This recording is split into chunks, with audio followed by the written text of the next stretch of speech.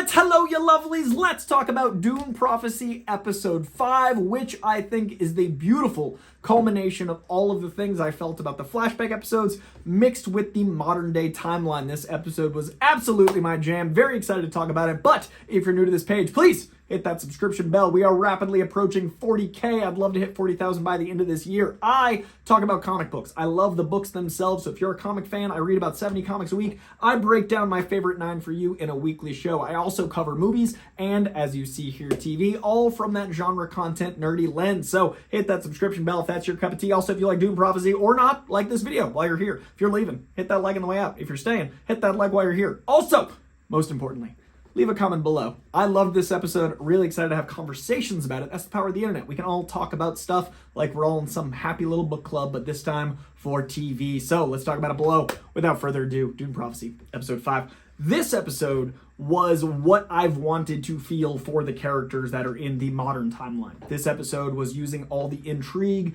and political maneuvering we've built to in a way that feels like it's paying off. And it's not just paying off with action, which I really dig. In fact, the action set piece in this with the explosion felt normalized because we've lived with this powder keg of tension for so long that it was really cool that they didn't make too big of a hullabaloo about an actual action scene. I really loved that a lot of times penultimate episodes are so action heavy that then the finale is just kind of a denouement, and it kind of feels underwhelming depending on the pacing of the show, because then you got one left and it's just kind of like a recovery episode. I'm really digging that this show's been a slow burn that is just gonna crescendo with the finale of season 1. I am concerned a bit that I'm not sure how numbers are in the show. We don't have Nielsen ratings to scale anymore. Streaming is its own mysterious thing, but I am a little concerned with the numbers I've seen on people's reviews and reactions and stuff that this will be a season 1/series 1. I'm a little worried that it's gonna end on a cliffhanger or gonna end with a lot of,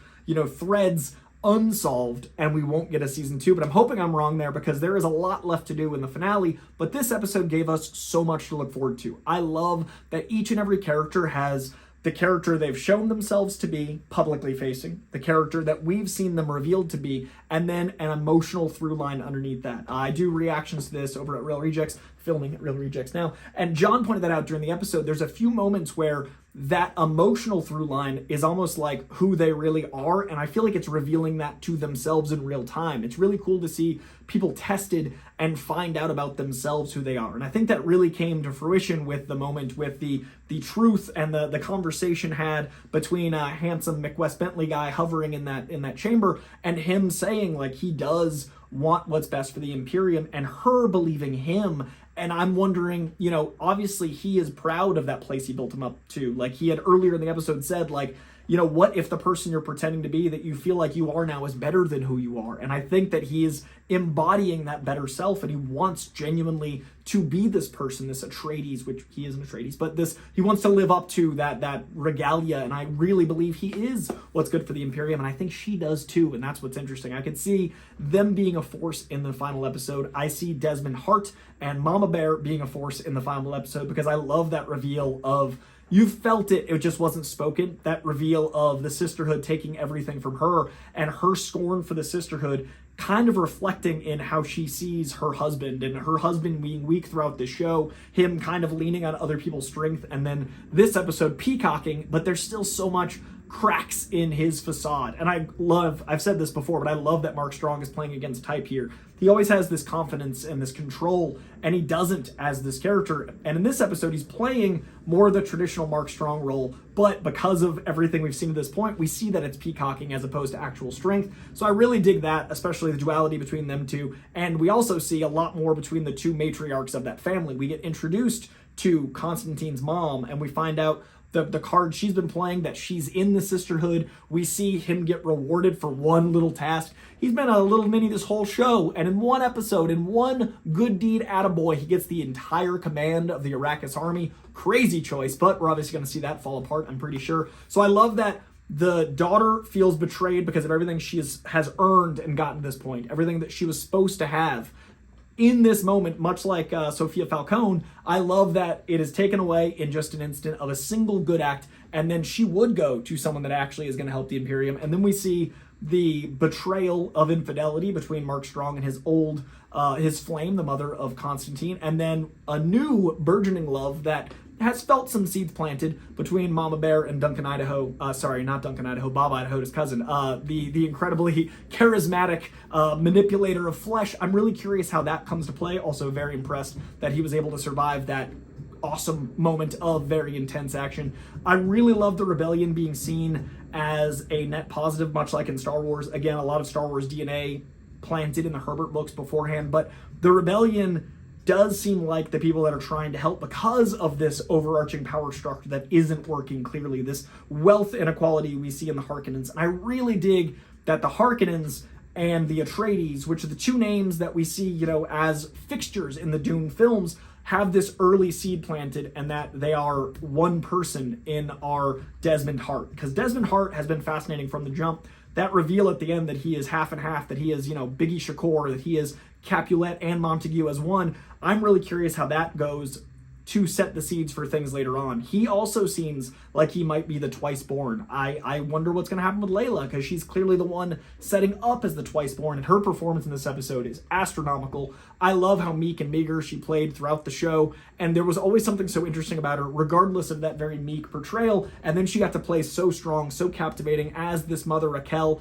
I love getting to see an actress get to flex those muscles, and she crushed this episode. I really think that was the strength of this episode, because it embodied the duality of all the other characters, but in one singular incredible performance. I'm also really worried about Tulia. I don't know how to pronounce it, but really worried about her because we've seen such an incredible arc from her, and both her and the Mother Superior seem to be losing a lot of control. We see that in the argument between her and the other mother. We see that with Mother Superior and her acolyte. We see that in Mother Superior and who we find out is a sister and a Fremen. We knew the Fremen because of the blue eyes, but finding out she was a sister by the reveal of that garb in the spice, such a cool moment. But we see that no one really believes her. All of her like contingencies on contingencies, everything's kind of falling apart around her. Really curious how all of that comes to a head in next week's episode. All of that with a lot of very intriguing political intrigue of if this falls, who takes over, what's happening with that squirrely little Harkonnen that I'm so glad has a lot more to do outside of that courtroom betrayal. It looks like he's going to be a key fixture in something going forward. I love that he seems to be playing the long game, impressing him, impressing her, moving this piece. He also seems to be doing anything that'll serve him most, getting his uncle's ring. Everything looks to be everyone doing things for themselves. Everyone's self-serving. And there's so many great lines of dialogue about who you're meant to be versus who you are, legacy, what mark you leave. This episode feels so Dune. Like everything is about the consequence of your actions and the importance of your legacy and the big scope and ramifications down the line, all with wonderful sci-fi. Like that's why I love sci-fi and genre content, is the human stuff, the ordinary wrapped in the extraordinary. In this episode had a whole lot of both. Really dug it. Actually had some twists and turns I didn't guess. Really cool visuals worked for me with the AI, the speaking machines, thinking machines taking over. That beautiful computer board that feels so organic. Really curious what comes of that. I don't know. Everything really worked for me. The action worked. Well shot. Character intrigue worked.